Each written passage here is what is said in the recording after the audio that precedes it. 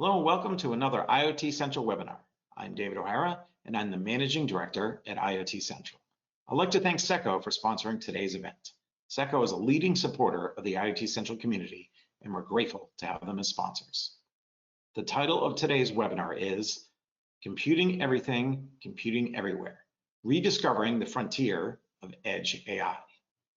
Now I'd like to introduce today's speaker. Gianluca Venere is the Chief Innovation Officer at SECO. When you're ready, let's get started. So, hi David. Thank you to you and IoT Central for hosting my presentation. Today, I would like to discuss about Edge AI, like the future of computing, what I call computing everything, computing everywhere. In fact, in the last decade, it was spread the idea that cloud is the only answer to every IT need. Unlimited computational capacity, reachability, network resilience, scalability, security, and it's true.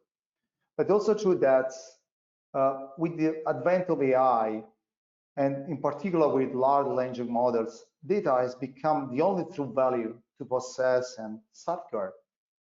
Data is an asset, data is a product. So, and now the topic is where the deep learning algorithms can run. So we can see deep learning algorithm that running in the cars, like Tesla, you know, for self-driving, running in our smartphone for object detections, in system, in industries, in the fabs, at home, everywhere. And everywhere there are algorithms. So, but if we consider the history when the AI was developed, it's not something that was done in this decade. Something that comes from the past. In fact, already in the 60s, the 70s, the data scientists, the neuroscientists are working on to understand how the human brain, the animal's brain, work, and how to represent the way of thinking in the computer world, in the IT, to replicate it, generating the artificial intelligence. So the theory of the neural network was ready in that period, but the main problem was the hardware, because to create a neural network representation was necessary an extreme computational power that in 70s and 80s were not available. But there was in the 2000, after the 2010, the advent of the GPU. The GPU that was born for the graphic acceleration, for, let me say, to create parallel computing, to move pixels. And this kind of architectural approach was ideal, perfect for the neural network, because you can represent this kind of math approach also in for the deep learning algorithms. So the advent of the GPU was a game changer for the technology. And we see the explosion of the cloud application to generate and work on big AI models, machine learning models. At the advent of deep learning. Deep learning means creating a deep, many layers of neural networks to do object recognition, voice recognition, to have very complicated tasks like optimization for physics, for pharma, many applications. And was born in this also period a new paradigm, not only the cloud, but also what we call IoT and edge computing. IoT means small devices that send data to the cloud, or edge devices like our smartphone, powerful enough to run local algorithms. So the idea to have this computing everywhere and computing everything is like a new way to approach also to the machine learning, to the deep learning. So the idea is, what about to have an edge AI and embedded AI where could be the real revolution in AI, surpassing also the classic deep learning that is now hosted in the cloud. And let me say that this an approach could be the teeny deep learning, and can be the teeny deep learning, the new deep learning. Now, just to give an idea, why to move the intelligence from the as much as possible closer to the edge, so to the data source, could make sense for many reasons. First of all, to increase the autonomy of the devices. As you can see in this picture, we have our UDO key. It's a very tiny computing element composed by very limited CPU capabilities, and also with 8 few kilobytes of RAMs.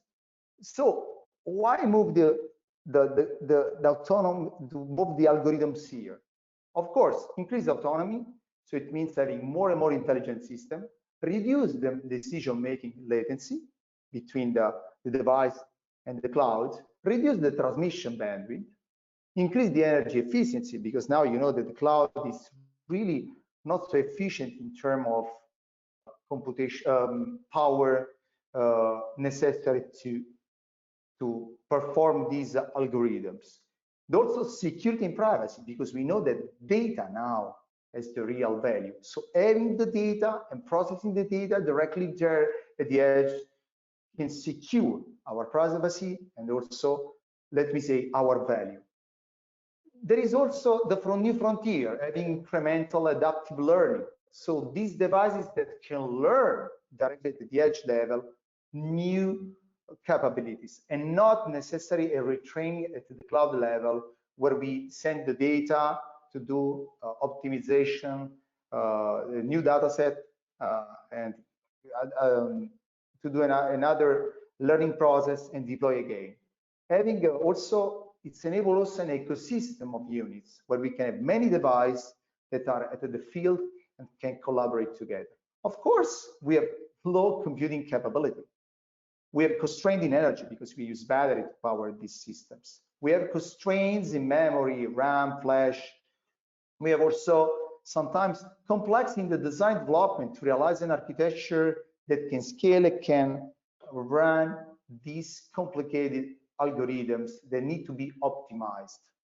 So if we see how it works, the hardware and software at the moment to run machine deep learning algorithm, we can see in this picture that we have on one side the CPU and RAM starting from the cloud and PC level. So the developer and data scientists have limited resources to run algorithms using framework like TensorFlow, NNX, PyTorch.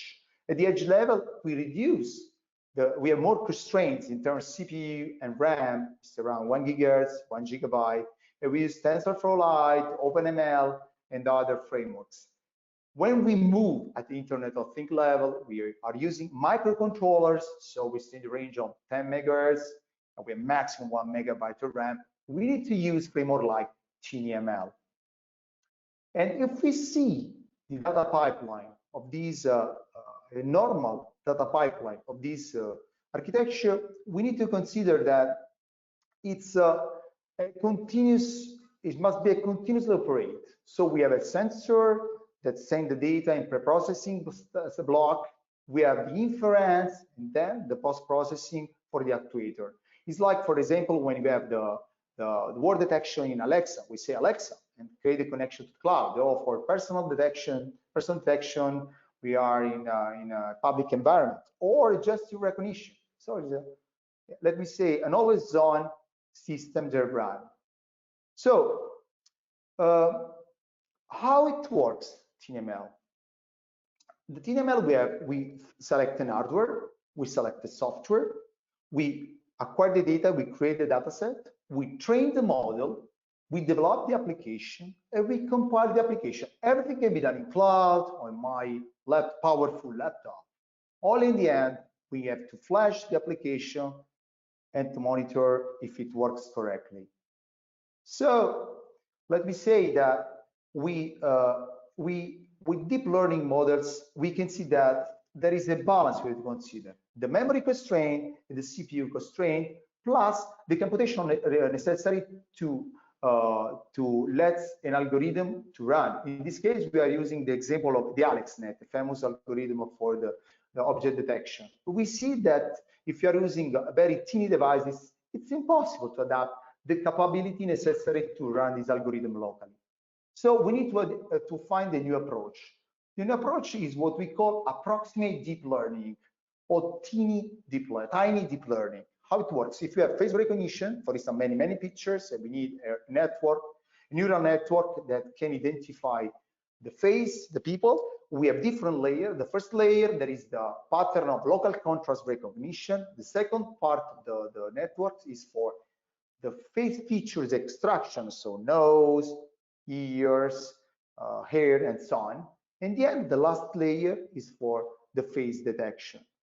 This is general, for instance, Alex network.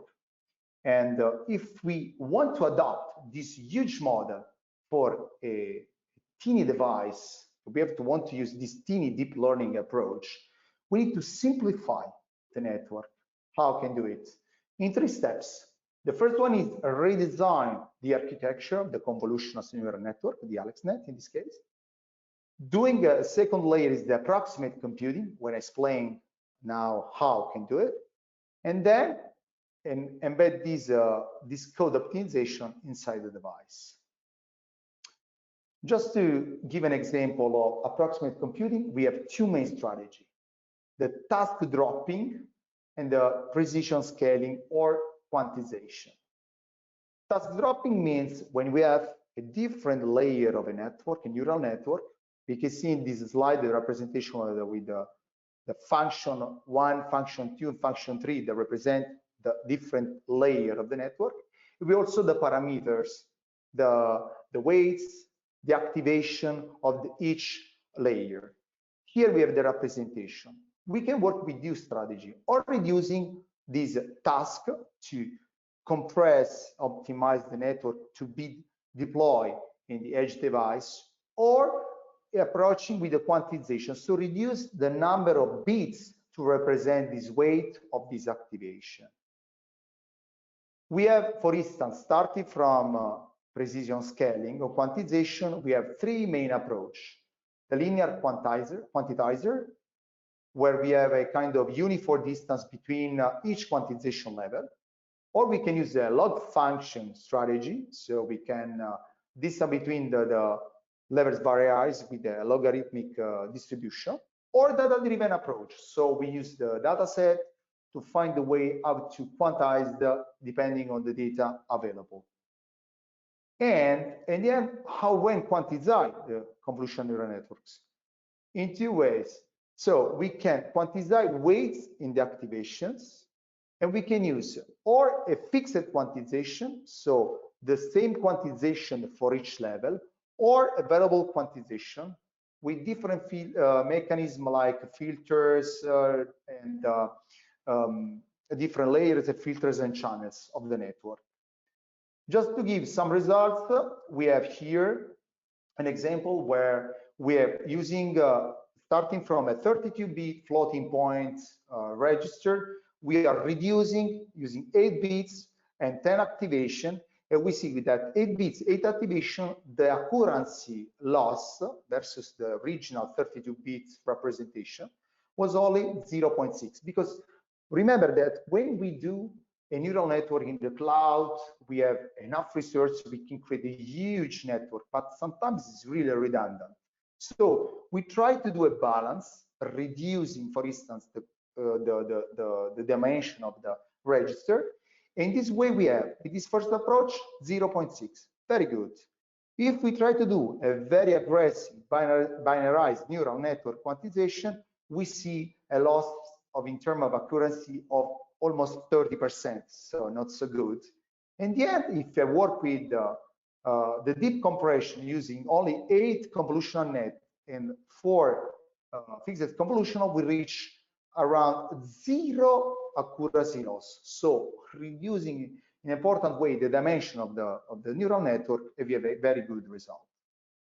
So The other strategy is the task dropping. The task dropping can be done or with the network pruning or with the network architecture design, or the third one is transfer learning. Let's describe the network pruning. Network pruning means, consider that, as I said before, when you wanted to create a machine learning algorithm at the cloud level to facilitate training, to converge faster, the neural network is usually over parameterized. So we can start removing the connection, the network. They are very redundant and don't give a big contribution to the learning. And this is the, let me say, the simple pruning. We have also another approach, more structured, where we remove filters, columns, rows inside the net, and we can compress drastically the network. Otherwise, there is the network architecture design, where we replace a large filter with a set of smaller filters. In this way, we reduce the footprint of the representation of each layer of the neural network inside. So before the training, so we reduce before this technique, and after the training with the matrix approximations. In the end, the last one is the transfer learning strategy, where we have the different functions that represent every layer, and we, for instance, remove. If we have L layers and remove K level to the L layers, we can save one part, and this part can be, let me say, optimized and removed depending on the specific task. If you see at the end a representation of the adaptation of Alex networks on two off-the-shelf products like STM32 or Raspberry Pi, we see that we can work on that and achieving performance like 2.7 seconds for STM32, or the best result is 178 milliseconds for Raspberry Pi, depending on the technique that we want to use. And now, what next? We can say that we have three main deep learn strategies for embedded. More than strategy are research fields. Okay, one is the convolutional neural network gate classification. The second one is distributed convolutional neural network for IoT, and the most interesting one is on-device learning. Starting from the first. The gate classification. Here there is a representation of L layers of a neural network, where there is the function 1, function 2, function L. The input data, the output is Y.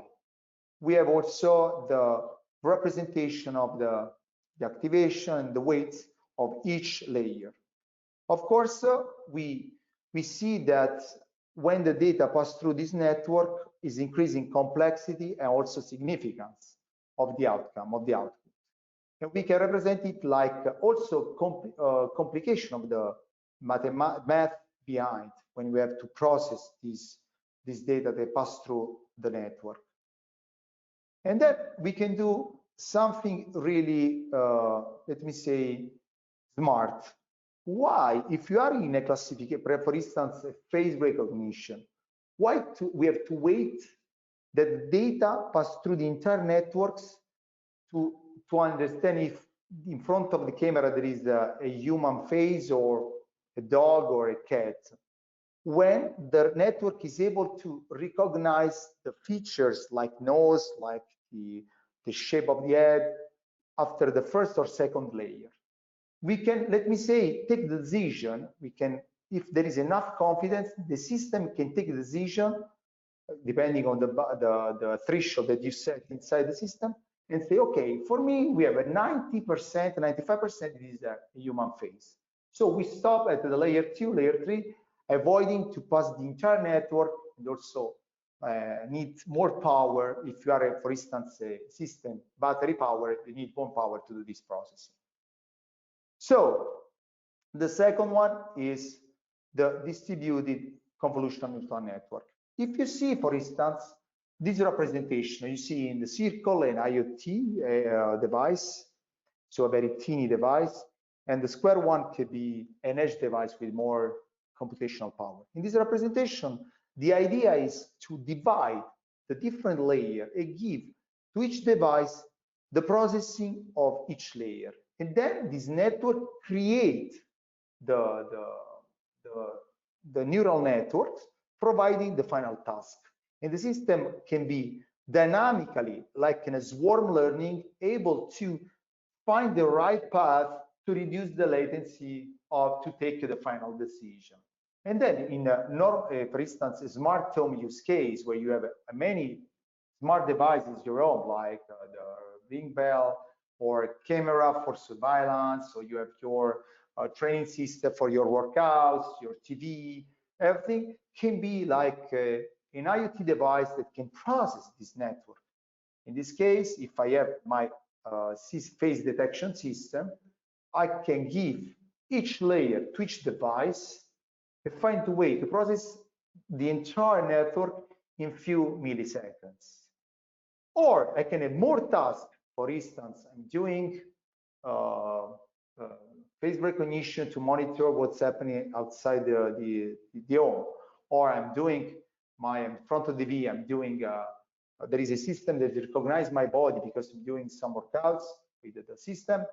We have two nets, they are doing two different tasks, and they can spread the activities to each node and can perform the entire network locally using my object and not the dedicated hardware that need to perform this neural network. In the end, I can have both tasks made by the same devices in a really efficient way. Now, the last one is the on-device training.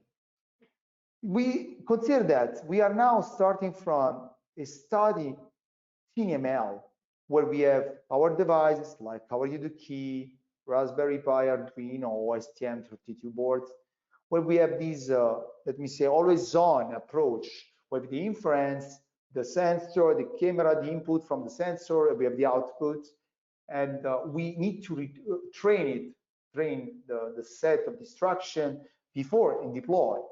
But the new frontier is to have a system able to implement a kind of incremental machine learning. We need to add this adaptation layer where we are able to, for instance, if I have a device that recognizes my voice and there is my daughter wants to interact with this device, I don't need to send a new data set to the voice of my daughter to the cloud for a retraining and redeploy. But the system is able to learn by itself automatically at the edge level.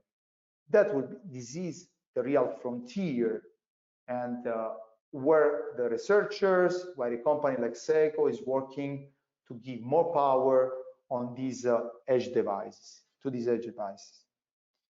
Now, what is doing Seiko to implement this edge AI strategy? We provide to our customers a big portfolio of hardware architecture based on Intel, AMD, and XP, the most important silicon suppliers. And in order to avoid we provide all hardware in any different form factors, standard form factor, from modular solution to single board, to from teeny devices to edge server solution, ruggedized solution, all in standard form factors. And all this ecosystem of products are for, let me say, around our full stack solution clear. So not only the hardware, but the entire software where our customer can control the device from the cloud level and deploy AI algorithms at the edge level. So we provide solution from easy edge, so it means a simple SP32, so really a teeny RISC architecture, ultra low power, powered by batteries, up to an edge server based on Intel core family with a neural network accelerator. In this case, we have Accelera AI chip. This is the new neural network accelerator, thanks to our industrial partnership with Accelera AI. The name is the Metis AI PU. The up to 128 TOPS is able to perform local inference and large algorithms and extreme power performance if you compare with the power consumption. In terms of performance, is comparable better than the standard GPUs to do it, because it's well optimized for local inference. And then the software stack.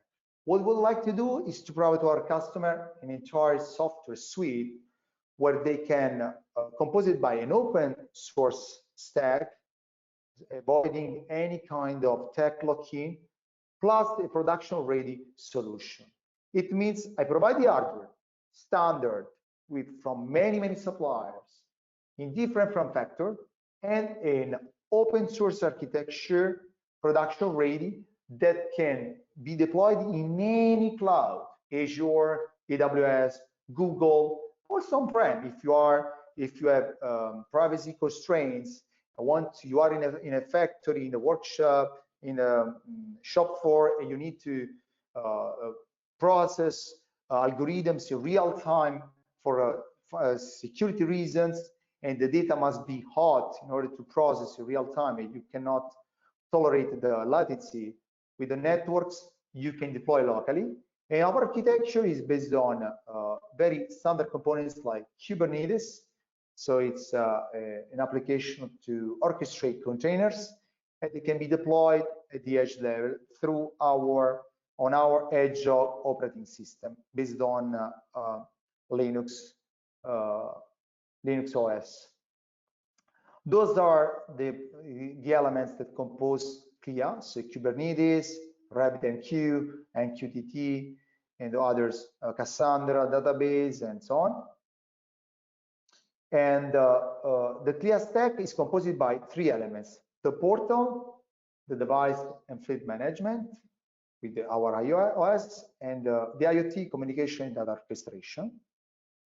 The most important one that regarding what we are discussing is how to containerize application and deploy with a remote management system. In CLIA has these features, and you can go through our dashboard. The data scientist or the engineer can train the model, put the model in our orchestrator. It can deploy locally everywhere, reaching every edge device with no limitation in terms of geography. Okay, that's, I think, have finished. And so David, if you have any question. Well, thank you, Gianluca. That was really interesting. Certainly brought a few questions to mind, starting with the title. You included rediscovering the frontier of edge AI, and I think you're making a little bit of a statement there. I was wondering if you could talk more about that or elaborate on why you included that in the title. Yeah, as I said at the beginning of my presentation, the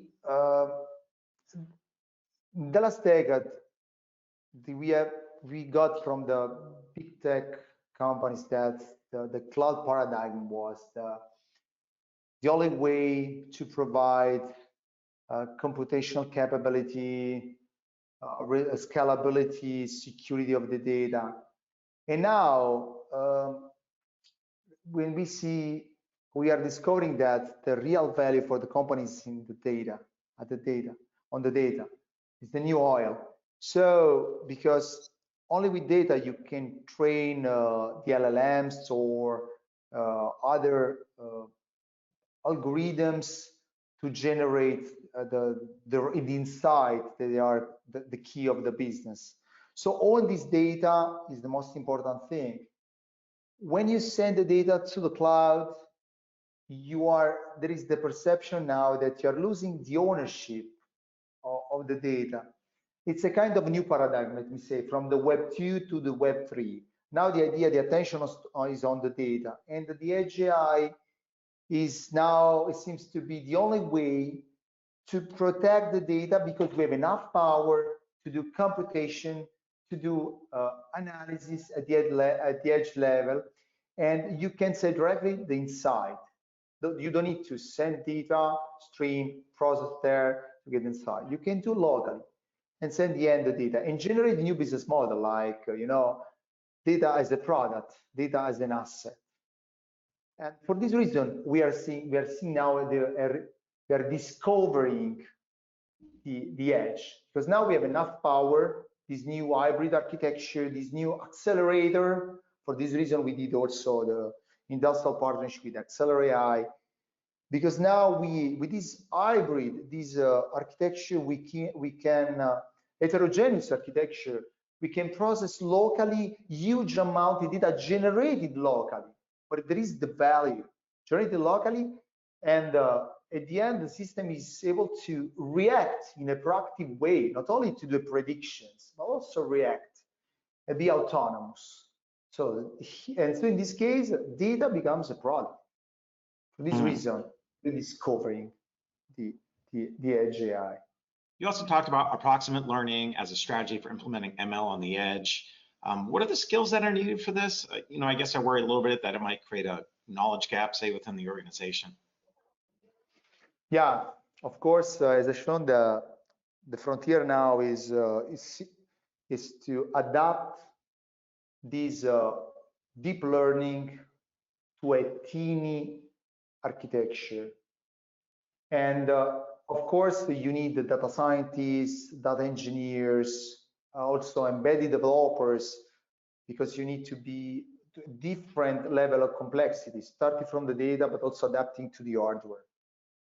So what we are doing to simplify this approach to our customer is to providing a full stack solution where for our customer can concentrate only on where is the value, so on the application, the algorithm.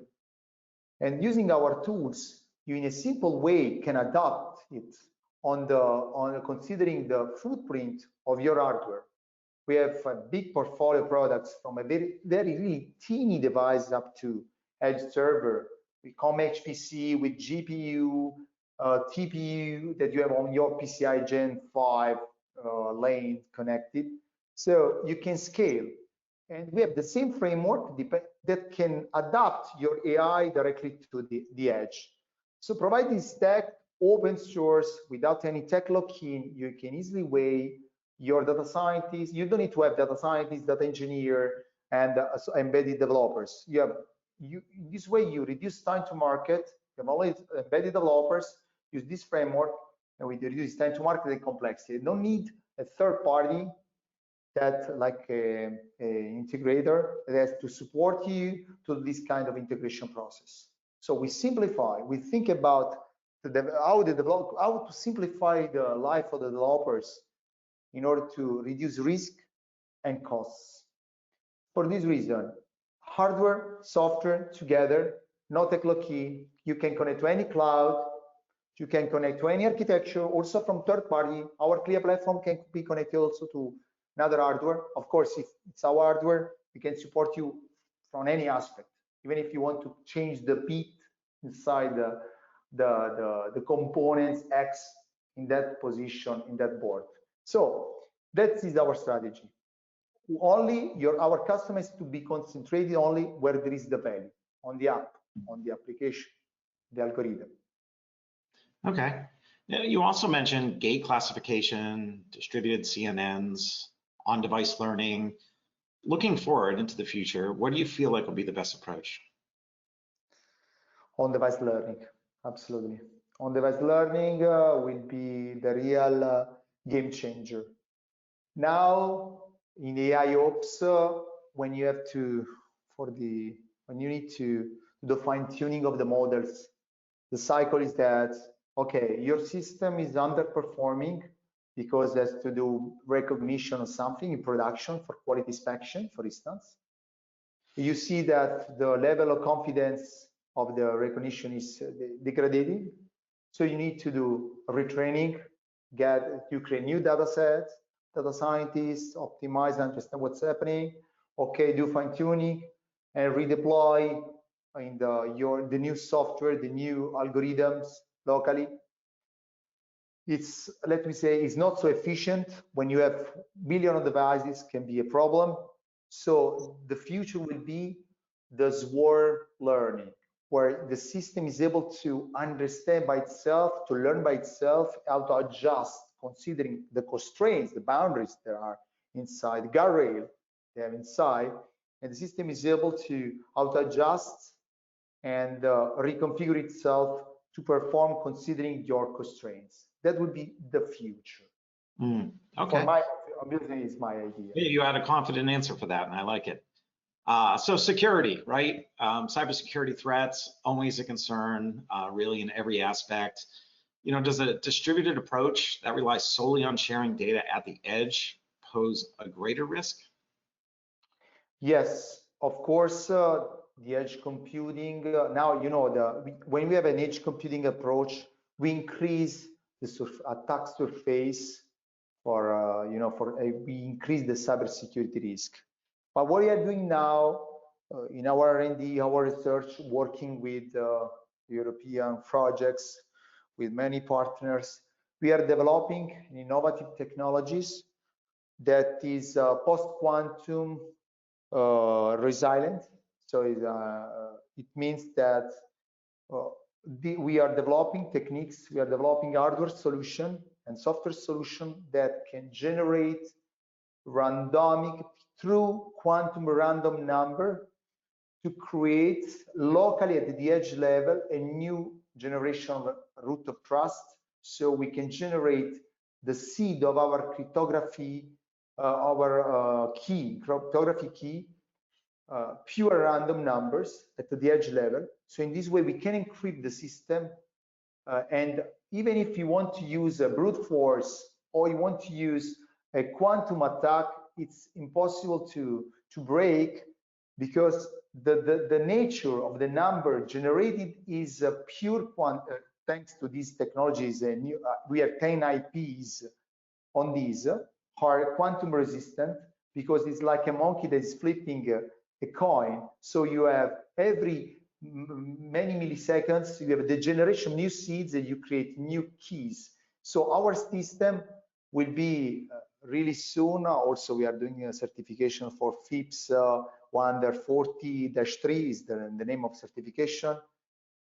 Needs the FIPS certification to have also the approval that is pure secure. We can implement this on our edge device, and we can protect the perimeter of the edge in these inviolable ways.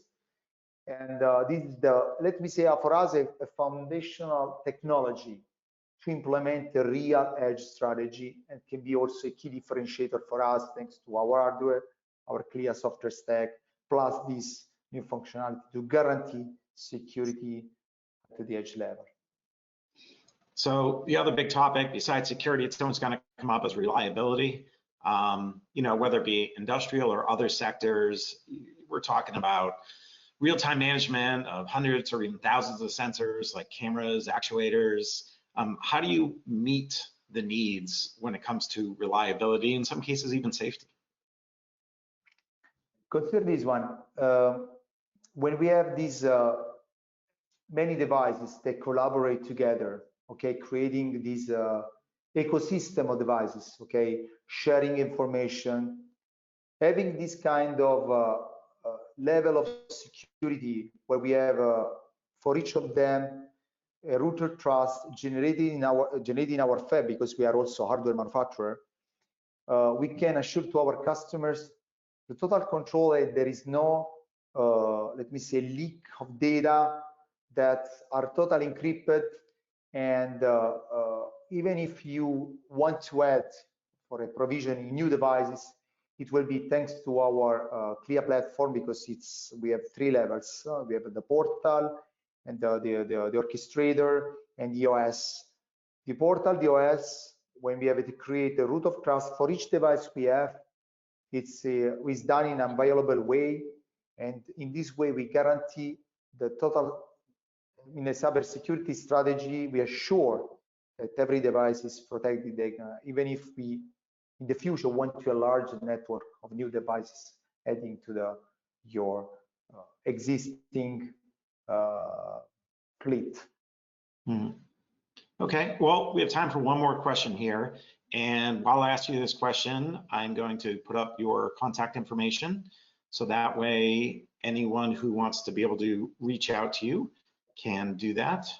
So let me just give you a final opportunity. There's a lot of IoT platforms on the market, and each one does something a little different. I want to ask you just plain and simple, why Clea? Sure. We provide the entire software, hardware and software stack. We provide a huge variety of silicon supplier, Intel, AMD, NXP, Rockchip, and others, MediaTek. We have many in different standard form factors. And we have created a platform, Clea, that can work with any of those, also third parties, with no lock-in in terms of cloud. So because this system can be connected to any cloud, so cloud agnostic, totally cloud agnostic, totally hardware agnostic, with an open source core and using open source element also for the OS, using a Linux Yocto for our Hedgehog OS. Hedgehog is part of Clea product.